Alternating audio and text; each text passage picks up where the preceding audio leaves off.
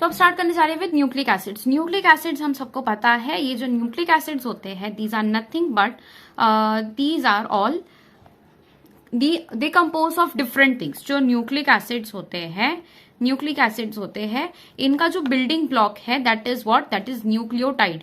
तो जो न्यूक्लियोटाइड होता है ये बार बार मिलके एक न्यूक्लियोटाइड, दो न्यूक्लियोटाइड, ऐसे बहुत सारे न्यूक्लियोटाइड्स मिलते हैं तो क्या बनता है, न्यूक्लिक एसिड बनता है।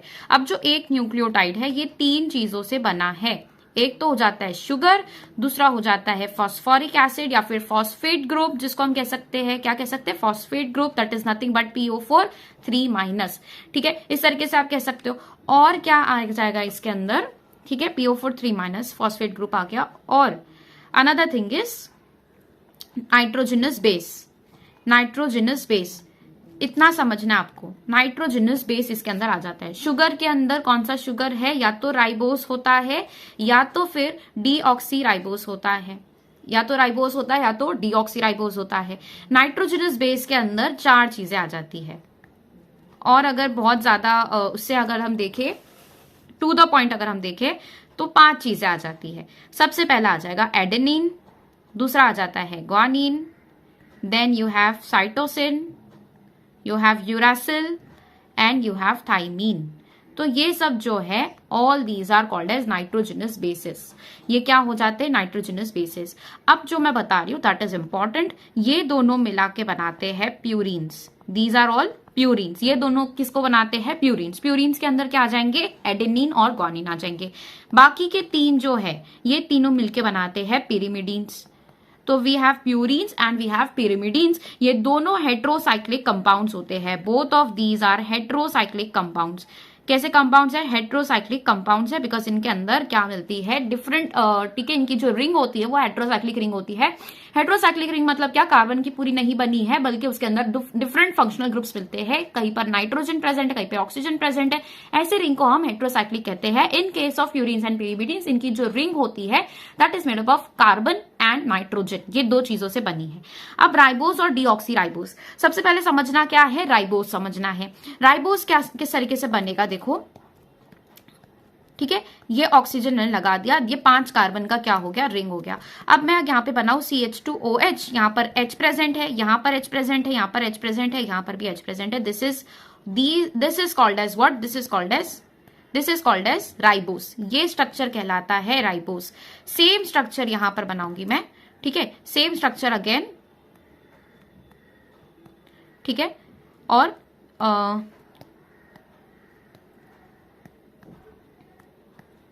ऑक्सीजन प्रेजेंट है यहां पर एंड ये सब सिंगल बॉन्ड्स वाले हैं,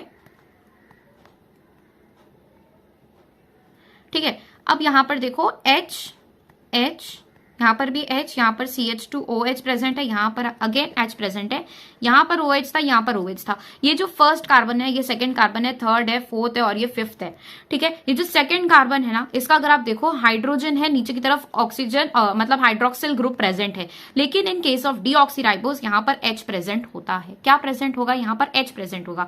that means now this will be called as deoxyribose. अब आपको समझ में आ रहा है कि इसे डीऑक्सीराइबोस क्यों बोला गया है, बिकॉज यहाँ पर एक ऑक्सीजन कम होता है। इधर तक के क्लियर है। अब यहाँ की जो रिंग होती है इसे हम कहते हैं फ्यूरान रिंग। इसे हम क्या कहते हैं, फ्यूरान रिंग। क्यों फ्यूरान रिंग कहते हैं, because ring is made up of 4 carbon और एक कार्बन बाहर प्रेजेंट है, तो ये रिंग हो जाती है फ्यूरान रिंग।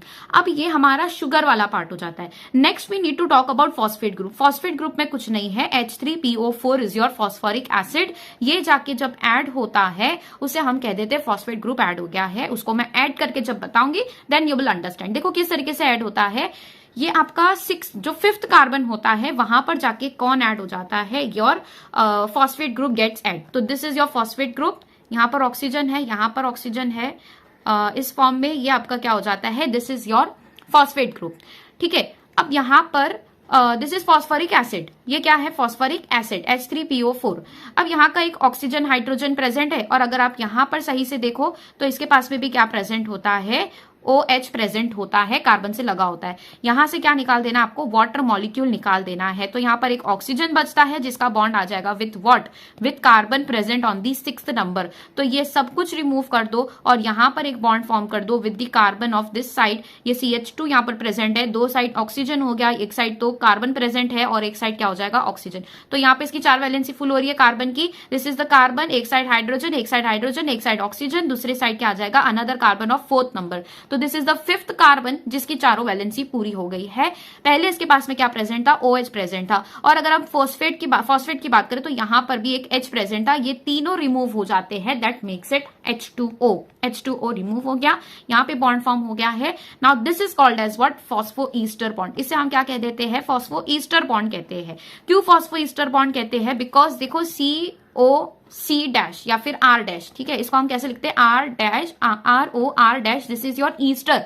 इसे हम क्या कहते हैं, ईस्टर। लेकिन यहाँ पे फॉस्फोरस आ गया है in place of another R, तो इसलिए हम इसको कह देते हैं फॉस्फो ईस्टर बॉन्ड। तो फॉस्फो और ये ईस्टर बना रहा है because that is a continuous chain, पूरा कंटिन्यूस चेन चलता है। तो इस बॉन्ड को हम कह देते हैं phospho Easter bond, phospho Easter bond. अब जो कार्बन, जो शुगर और शुगर के बीच में बॉन्ड मिलता है ना, जो हमने पॉलीसेक्राइड्स में देखा था, जो शुगर और शुगर के बीच में बॉन्ड मिलता है, sugar with sugar makes which bond, O glycosidic bond, O glycosidic bond, O glycosidic bond.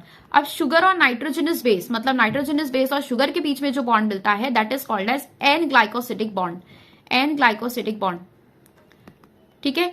और जो फॉस्फेट ग्रुप विथ शुगर के साथ में बॉन्ड मिलता है that is called as phospho Easter bond, phospho ester bond.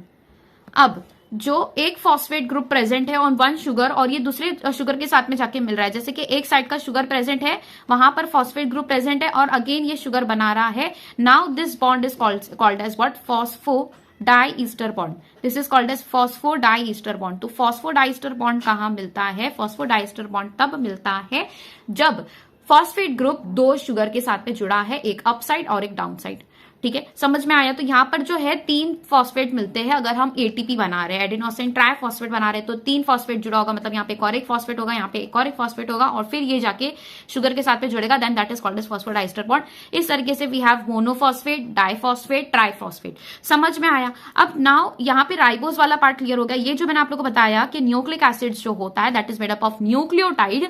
Nucleotide के अंदर 3 components आ जाते हैं, एक शुगर का जिसका मैंने दोनों स्ट्रक्चर बता दिया, एक राइबोस और एक डीऑक्सीराइबोस, इसे क्यों कहा जाता है वो भी मैंने बता दिया। फॉस्फेट ग्रुप बता दिया कैसे ऐड होता है। नाइट्रोजनस बेसिस की बात करते हैं अभी। अब पहले तो आप लोग ये समझो कि ये जो न्यूक्लियोटाइड है ना, जब शुगर और नाइट्रोजनस बेस प्रेजेंट होते हैं then that is called as what, nucleoside. जब ये दो चीज सिर्फ प्रेजेंट होगी तब हम इसे क्या नाम देंगे, न्यूक्लियोसाइड नाम देते हैं। जब क्या प्रेजेंट है, शुगर प्रेजेंट है प्लस नाइट्रोजनस बेस प्रेजेंट है, जब इसके अंदर क्या ऐड हो जाता है, फॉस्फेट ग्रुप ऐड हो जाता है, in that case we call it as nucleotide. Nucleotide और न्यूक्लियोसाइड के बीच में फर्क समझ में आ गया। अब हम बात करते हैं about the nitrogenous basis. Nitrogenous bases में क्या है, सबसे इंपॉर्टेंट है प्यूरिन और प्यूरिमिडीन का स्केलेटल स्ट्रक्चर याद रखना। तो सबसे पहले चलते हैं स्केलेटल स्ट्रक्चर की तरफ। स्केलेटल स्ट्रक्चर ऑफ एक तो प्यूरिन आपको समझना है और दूसरा समझना है प्यूरिमिडीन। दोनों ही थोड़े से इंपॉर्टेंट है, ठीक है। ये पार्ट थोड़ा सा वॉलेटाइल सब्जेक्ट, ये वाला जो आप लोग को पार्ट है ना इतना बायोमोलिक्यूल्स का, थोड़ा वॉलेटाइल है बिकॉज इट हैज स्ट्रक्चर्स, ठीक है। आपको मॉलिकुलर स्ट्रक्चर्स आपको समझने हैं, उसके मॉडिफिकेशन समझने हैं कि किस तरीके से प्यूरिन्स कौन से है, पेरिमिडीन्स कौन से है। अब सबसे पहले बात करते हैं अबाउट प्यूरिन। प्यूरिन में क्या होता है, एक साइड तो आपकी ठीक है 6 कंपाउंड की रिंग होती है, एक 6 एलिमेंट की रिंग बनी होती है और दूसरे साइड ये प्रेजेंट होता है इस तरीके से। अब देखो क्या होगा, NCN, यहाँ पर भी C प्रेजेंट है, यहाँ पर N आ जाएगा, यहाँ पर भी N आ जाएगा। सो ये आप लोगों को समझ में आया कि क्या प्रेजेंट है। यहाँ पर मैंने ये स्ट्रक्चर बता दिया है, this structure is of purine. अब इसको हमको है इसका फिल करना है जो बचा हुआ वैलेंसी है, ठीक है। तो यहाँ पर भी फिल कर दिया है, यहाँ पर एक और एक बॉन्ड आ जाएगा, डबल बॉन्ड, यहाँ पर भी H आ जाएगा, यहाँ पर H आ जाएगा। तो ये स्ट्रक्चर हो जाता है किसका, प्यूरिन का। This is the skeletal structure of purine. बात करते हैं अबाउट पिरिमिडीन। पिरिमिडीन में क्या होगा, सिंपली, ठीक है, एक सिंगल रिंग प्रेजेंट होती है, यहाँ पर NCN CCC, ये स्ट्रक्चर आपको याद रखना है। अब यहाँ पर डबल बॉन्ड्स कैसे बनाओगे, अब इसका अगर हमको फुलफिल करना है वैलेंसी, तो यहाँ पर एक डबल बॉन्ड आ जाएगा, यहाँ पे एक डबल बॉन्ड और यहाँ पे। अब इसको फुलफिल करो। H यहाँ पर एक 4 बन गया, यहाँ पर एक H आएगा 4 बन गया, यहाँ पर एक H आएगा 4 बन गया, देन यहाँ पर एक H। ठीक है, क्लियर है। तो 3 बॉन्ड 4 बॉन्ड 4 बॉन्ड, यहाँ पर भी 4 बॉन्ड हो गए। ये बन गया है आपका, that is your purine, this is pyrimidine. अब समझो इसके मॉडिफिकेशंस। जब हम बना देते हैं 6 अमाइनो प्यूरिन, सबसे पहला आ जाता है 6 अमाइनो प्यूरिन, जो आपको टेक्स्ट बुक के अंदर दिया है 6 अमाइनो प्यूरिन। मतलब आपका नेमिंग, आपका जो नंबरिंग है कहां से स्टार्ट होगा, 1 2 3 4 5 6, ये नंबरिंग आपको याद रखनी है। 6 के बाद में 7 यहाँ पर आएगा, 8 यहाँ पर आएगा, 9 यहाँ पर आएगा। तो मतलब एक तरफ आप जा रहे हो anti clockwise in this direction और एक तरफ आप जा रहे हो क्लॉकवाइज इन दिस डायरेक्शन। इस तरीके से आपको नंबरिंग करनी है। इन दिस केस आपकी numbering again in the clockwise direction होगी, यहां से स्टार्ट होगी 1 2 3, okay, then we have 4, then 5 and then 6। ये आपकी नंबरिंग हो जाती है इन दिस डायरेक्शन।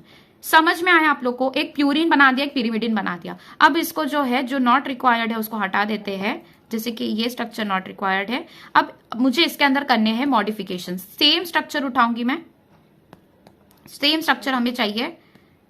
ठीक है, हम बना रहे हैं 6 अमाइनो प्यूरिन। 6 अमाइनो प्यूरिन बनाना है, मतलब 6th नंबर पे आपको क्या ऐड कर देना है, सिंपली अमाइनो ग्रुप ऐड कर देना है। तो यहां पर आप ऐड कर दोगे NH2, this makes what, adenine. 6 amino purine बन गया एडेनिन।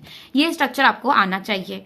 ठीक है, दूसरा आ जाता है पिरिमिडीन के अंदर आपको एक इंपॉर्टेंट स्ट्रक्चर है, किसका है वो स्ट्रक्चर, दैट इज यूरासिल। तो यूरासिल का स्ट्रक्चर आपको समझ में आना चाहिए। तो यूरासिल का स्ट्रक्चर बनाते हैं। ठीक है, यहां पे स्ट्रक्चर बनाते हैं यूरासिल का। अब यूरासिल जो होता है दैट इज कॉल्ड एज 2,4 डाइऑक्सो। इसे हम क्या कहते हैं, 2,4 डाइऑक्सो पिरिमिडीन। ये किसका नाम है, this is the name of uracil. इसे हम कह देते हैं यूरासिल।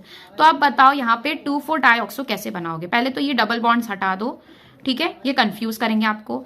यहां पर 2,4 डाइऑक्सो बनाना है, मतलब यहां पर भी एक ऑक्सीजन ग्रुप आ जाएगा, यहां पर भी एक ऑक्सीजन ग्रुप आ जाएगा। इसे हम क्या कह देते हैं, 2,4 ऑक्सो ग्रुप कह देते हैं। फाइन, तो यहां पर भी हमने लगा दिया। अब इसकी वैलेंसी तो फिल हो गई, 4-4 है, यहां पर भी 4-4 है।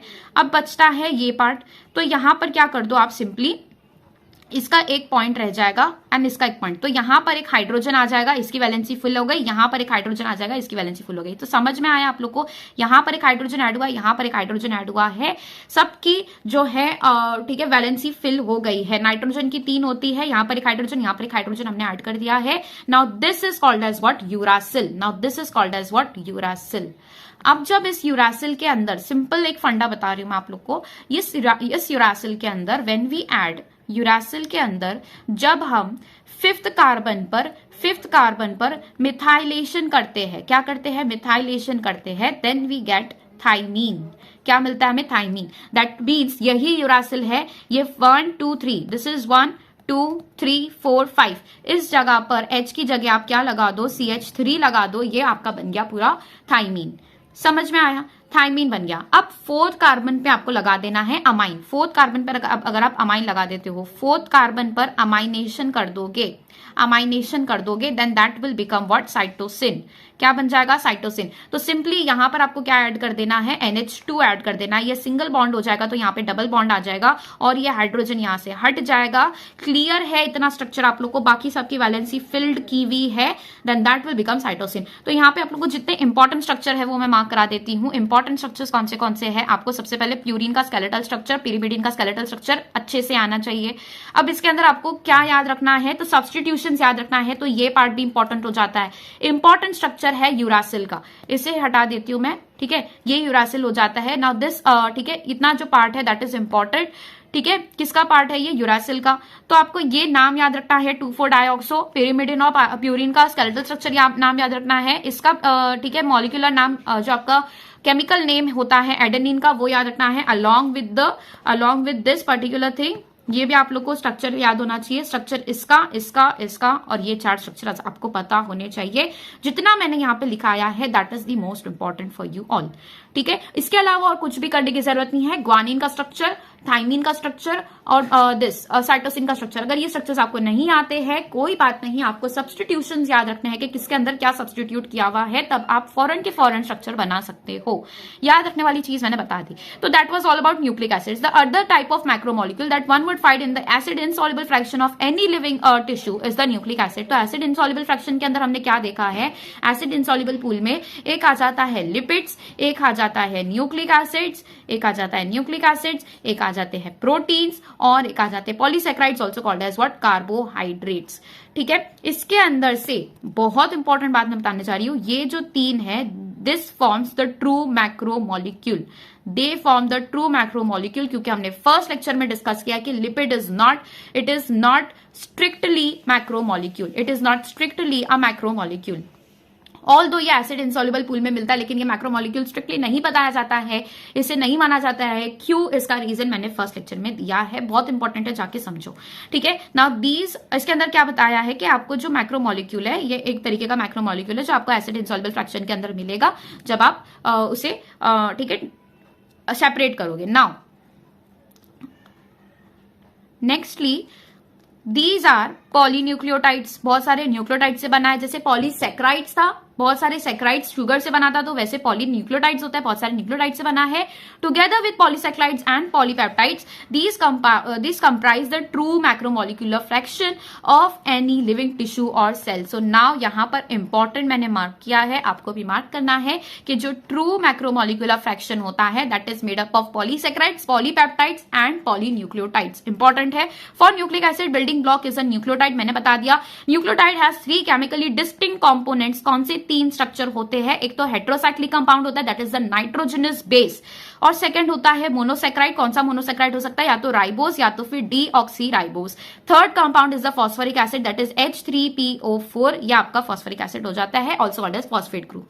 ये मैंने आपको समझा दिया है पूरा। As you notice in figure 9.1 the heterocyclic compounds is in nucleic acids are the nitrogenous bases. कौन से होंगे नाइट्रोजनस बेसिस आपके, adenine, guanine, comes in purines, pyrimidines के अंदर यूरासिल, थाइमिन एंड साइटोसिन आ जाता है। Uracil is in the case of, thymine की जगह यूरासिल प्रेजेंट होता है in case of ribose sugar, मतलब राइबोन्यूक्लिक एसिड जो आरएनए होता है उनके अंदर थाइमिन नहीं मिलता, इन दैट प्लेस हमें क्या मिलेगा, यूरासिल मिलेगा। Adenine, guanine, uracil, cytosine and thymine. Adenine and guanine are substituted purines, इनका क्या नाम है दूसरा, सब्स्टिट्यूटेड प्यूरिन्स। ये भी इंपॉर्टेंट है, इसे मार्क कर लो। सब्स्टिट्यूटेड प्यूरिन्स की बोला गया, while the rest are the substituted pyrimidines, बाकी के तीनों pyrimidines है। The skeletal hydrocyclic structure is called as purine and pyrimidine respectively, जिसका स्ट्रक्चर मैंने आपको अभी जस्ट एक्सप्लेन किया है। डाउट आ रहा है कमेंट करो। The sugar found in polynucleotide is either ribose that is a monosaccharide, pentose, pentose क्यों बोला है, 5 कार्बन का बना हुआ शुगर होता है, that is why it is called as pentose. लेकिन इसका जो रिंग होगा that is not a pyran ring, that is the furan ring, क्योंकि 4 कार्बन जो है रिंग बनाते हैं।